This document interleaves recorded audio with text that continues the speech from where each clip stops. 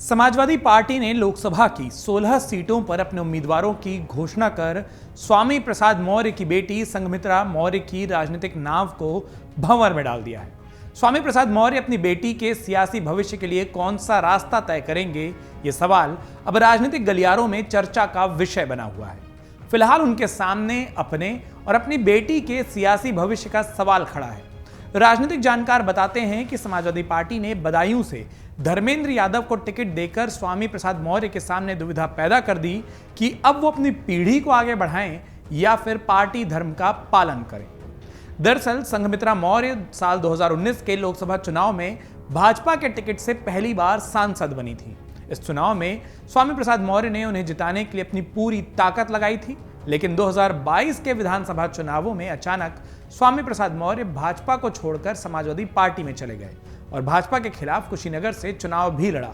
उस समय संघमित्रा ने अपनी पार्टी भाजपा का साथ न देकर पिता के पक्ष में प्रचार किया था। इस बात का स्थानीय स्तर पर काफी विरोध होने के बावजूद संघमित्रा को भाजपा ने पार्टी से नहीं निकाला। वो अभी भी भाजपा में हैं और अब तो खूब सक्रिय नजर आ रही हैं। ऐसे में भाजपा अगर संघमित्रा को एक बार फिर से बदायूं से टिकट देती है तो संघमित्रा और धर्मेंद्र आमने सामने होंगे। ये देखना दिलचस्प होगा कि स्वामी प्रसाद मौर्य क्या करेंगे।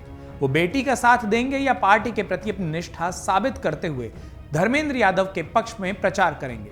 दरअसल स्वामी प्रसाद मौर्य की एक के बाद एक सनातन धर्म पर टिप्पणियों से धार्मिक लोगों में खासी नाराजगी है। वरिष्ठ राजनीतिक विश्लेषक बताते हैं कि स्वामी प्रसाद मौर्य और उनकी बेटी संघमित्रा की राजनीति बड़ी दुविधा भरी है। इसके जिम्मेदार कहीं ना कहीं स्वामी प्रसाद मौर्य खुद हैं।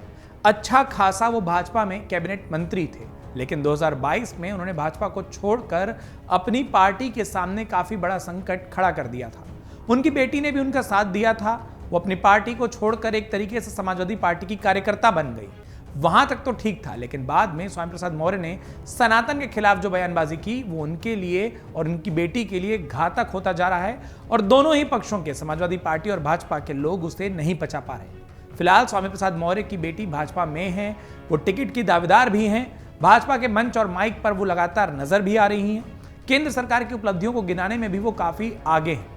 यदि उनके मन मुताबिक इस रास्ते पर चलने का अवसर मिला तो उनका मुकाबला समाजवादी पार्टी के धर्मेंद्र यादव से होगा। ऐसे में स्वामी प्रसाद मौर्य के सामने एक असहज स्थिति बन जाएगी। सियासी जानकारों का कहना है कि स्वामी प्रसाद मौर्य ने सनातन के खिलाफ बयान देकर भाजपा और बसपा में जाने के अपने रास्ते बंद कर लिए। अगर स्वामी प्रसाद मौर्य से सपा को नुकसान होगा तो अखिलेश यादव भी उन्हें किनारे कर सकते हैं। सपा ने बदायूं से टिकट घोषित कर संघमित्रा के लिए भी सारे रास्ते बंद कर दिए।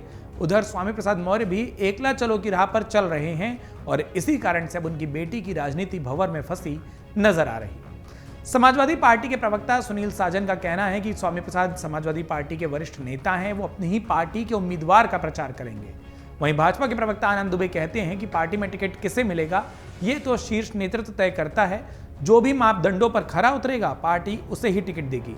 जिले में लोकसभा चुनाव की तैयारी चल रही है। पार्टी जिसे भी टिकट दे देगी वो मजबूती से चुनाव लड़ेगा और उसे जिताया जाएगा।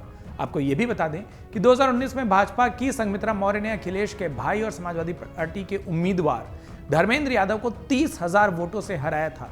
भाजपा को जहां 5 लाख से ज्यादा वोट मिले, वहीं सपा को 4,91,000 वोट हासिल हुए थे। अब एक बार फिर अगर ऐसा ही मुकाबला बनता है तो दुविधा तो स्वामी प्रसाद मौर्य के लिए ही होगी। अगर आप ये वीडियो YouTube पर देख रहे हैं तो हमारे चैनल को सब्सक्राइब करें और बेल आइकन को दबाना ना भूलें। अगर आप Facebook पर ये वीडियो देख रहे हैं तो हमारे पेज को लाइक करें।